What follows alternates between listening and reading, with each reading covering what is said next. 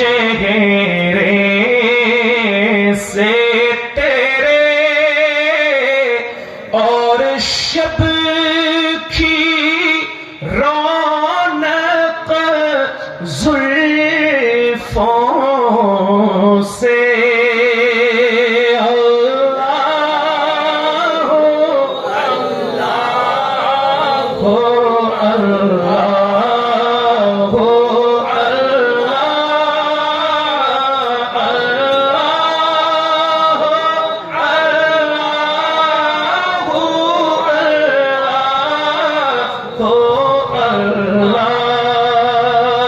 মোহাব্বতের আওয়াজে বলেন না সুবহানাল্লাহ।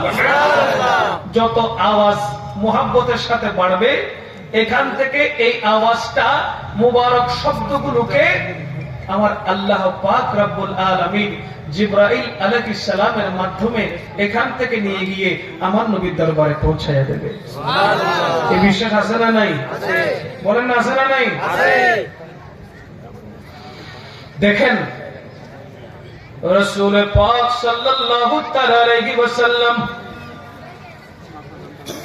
हजरत जिब्राइल अलैहिस सलाम के जिज्ञासा করছেন, এ জিবরিল তোমার বয়স কত?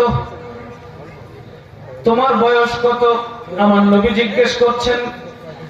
হযরত জিব্রাইল আলাইহিস সালাম আমার নবীর প্রশ্নের উত্তর দিলেন, ইয়া রাসূলুল্লাহ নির্দিষ্ট করে আমি বলতে পারবো না আমার বয়স কত, তবে হ্যাঁ হ্যাঁ হ্যাঁ আসমানের মধ্যে এমন এক তারকা রাজি আছে যে তারকাটা ৭০,০০০ বছর নিভে থাকতো, আবার ৭০,০০০ বছর প্রজ্বলিত হয়ে আলো কিরণ ছড়াতো।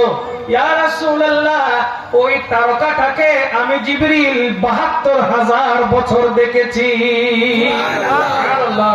একটু জোরে বলবেন না সুবহানাল্লাহ। সুবহানাল্লাহ।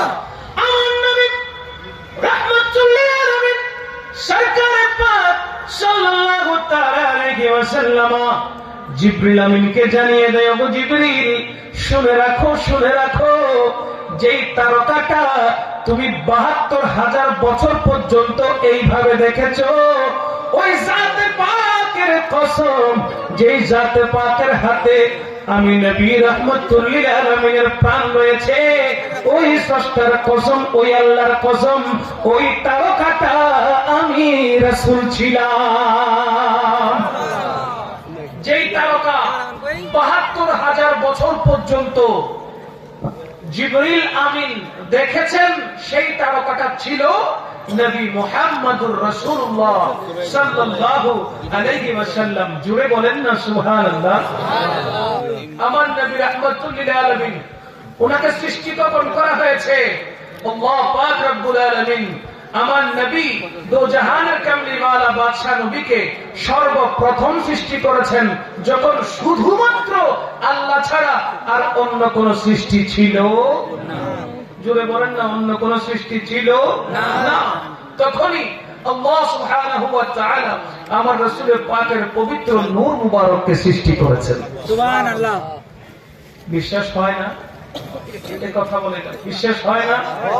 দেখেন কোরআন বলছে নবীজি নূরের তৈরি, কোরআন সাক্ষী দিচ্ছে নবীজি নূরের তৈরি। সমস্ত মুফাসসিরিনে কিরামগণ কোরআনের তাফসীর করতে গিয়ে, আয়াতে মুবারাকার তাফসীর করতে গিয়ে ওনারাও বলছেন আমার নবী নূরের তৈরি। জুড়ে বলেন না সুবহানাল্লাহ। যেই তাফসীরের কিতাব না পড়লে আলিম হওয়া যাবে না, ওই তাফসীরের নাম তাফসীরে জালালাইন শরীফ।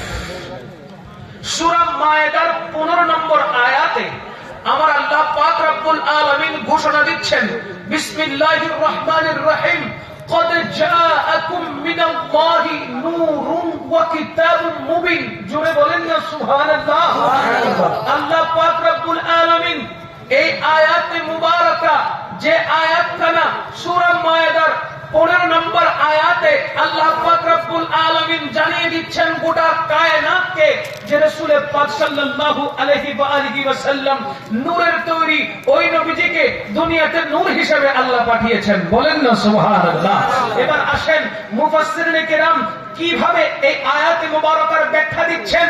তাফসীরে জালালাইন শরীফের 97 নম্বর পৃষ্ঠার 8 নম্বর লাইনে কদ জাআকুম মিনাল্লাহি নূর এই শব্দটি যখন এসেছে এই আয়াতে মুবারকার নূর শব্দের পাশে প্রথম ব্র্যাকেট দিয়ে প্রথম বন্ধনী দিয়ে লিখে দিয়েছেন সাল্লাল্লাহু আলাইহি ওয়াসাল্লাম।